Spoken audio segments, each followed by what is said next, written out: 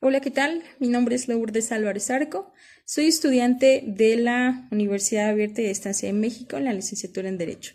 Nos encontramos en el semestre 1, en el bloque 1 de la materia integrada en el servicio público, bajo la tutela de la profesora Mireya Yasmín Morales Pacheco. El tema a tratar en esta tarea de la semana 4 es la sentencia emitida en el caso de Rosendo Radilla Pacheco.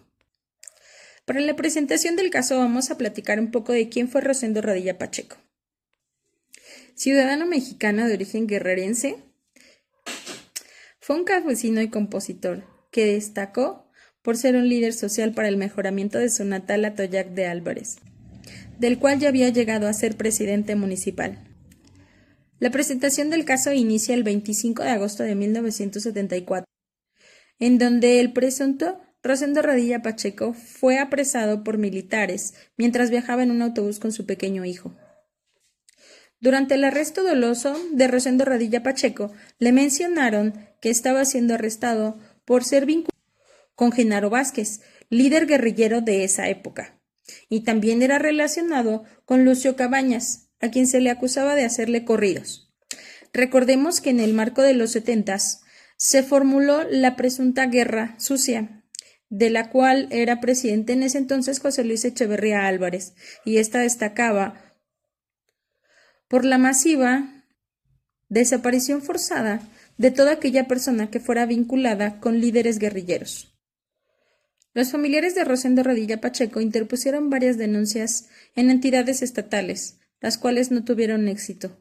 No fue hasta 1990 cuando se interpuso una denuncia de manera formal y penal para dar seguimiento al caso.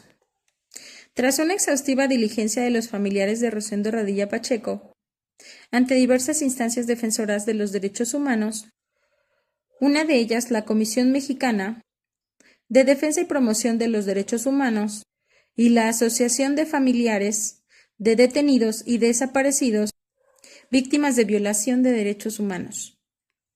Ambos organismos, después de las indagaciones y sin obtener respuesta por parte del Estado mexicano, decidieron interponer una denuncia ante la Comisión Interamericana de los Derechos Humanos, de la cual México forma parte desde 1960. Recordemos que es un organismo internacional encargado de velar por los derechos humanos. De dicha denuncia, la Corte Interamericana de los Derechos Humanos dictaminó el primer acto que tendría impacto y consecuencias sobre las leyes mexicanas. Dicha Corte emitió una sentencia condenatoria el 25 de noviembre del 2009, de la cual el Estado mexicano fue notificada hasta el 9 de febrero del 2010. En dicha sentencia se exhortaba al Estado mexicano a responder por la desaparición forzada a manos de militares. Con ello, ordenó que se continuaran con las indagatorias del caso de Rosendo Radilla Pacheco, para dar con los presuntos responsables y con su paradero. El 26 de mayo del 2010, el entonces presidente del Sistema de Justicia de la Nación formulaba una consulta ante el Pleno Supremo Tribunal de la Corte de Justicia de la Nación. El 7 de septiembre del 2010, el Pleno de la Suprema Corte de Justicia de la Nación resolvió la consulta, en la cual se debería determinar cuál sería la participación del Poder Judicial en esta sentencia. Por lo que se planteó analizar lo siguiente. Número 1. Validar si alguna de las salvedades que condicionaron el reconocimiento de la competencia contenciosa en la Corte Interamericana de los Derechos Humanos por parte de México, donde se consideraba el artículo 33 constitucional que estipulaba la facultad exclusiva del presidente de la República para expulsar a cualquier extranjero cuya permanencia se estimara inconveniente. Con esto, el Estado mexicano estaba buscando no solo eximir sus responsabilidades, sino deshacerse de los personajes que traían la sentencia por parte de la Comisión Interamericana de Derechos Humanos. Dentro del análisis de la Suprema Corte de Justicia de la Nación, también se consideró analizar la interpretación del alcance de las reservas o declaraciones interpretativas que formuló el Estado mexicano.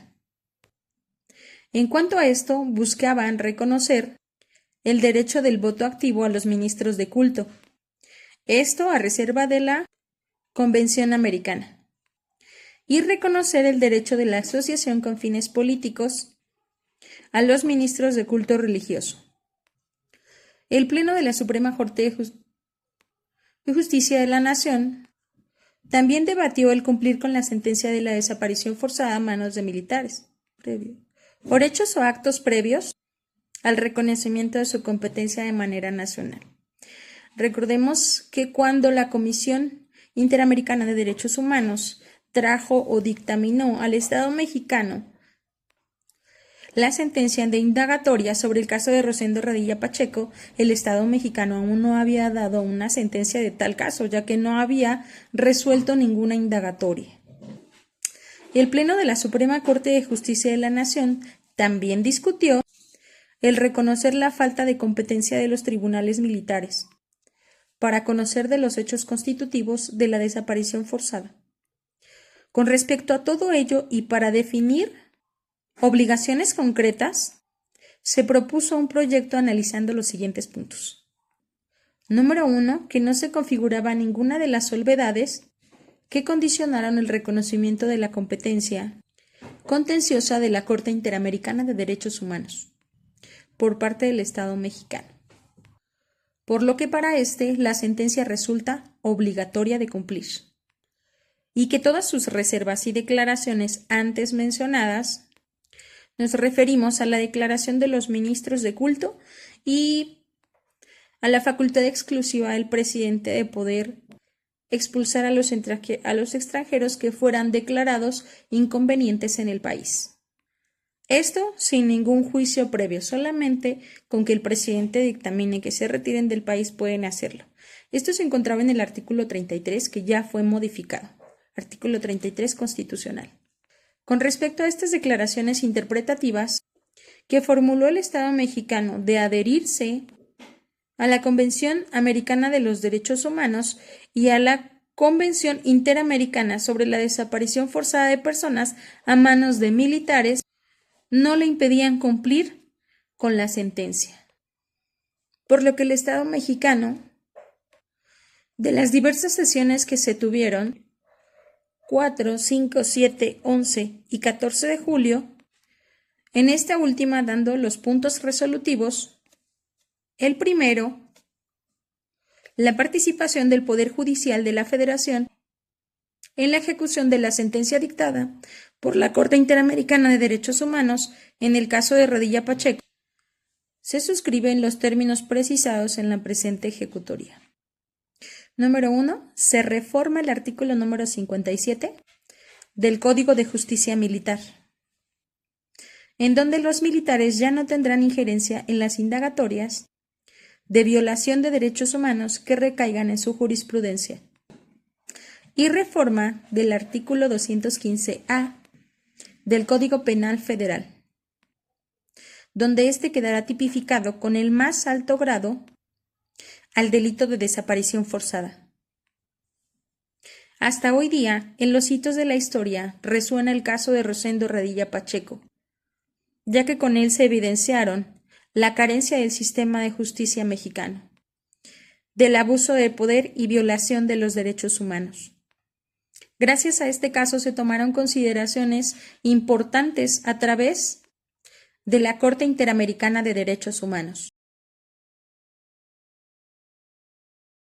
Hoy día vivimos un momento histórico, en donde se están reformando, reestructurando y aprobando nuevas políticas en defensa de los derechos humanos por nuestra actual presidenta, donde el Poder Judicial figura como uno de los principales a reformar para nuestro futuro.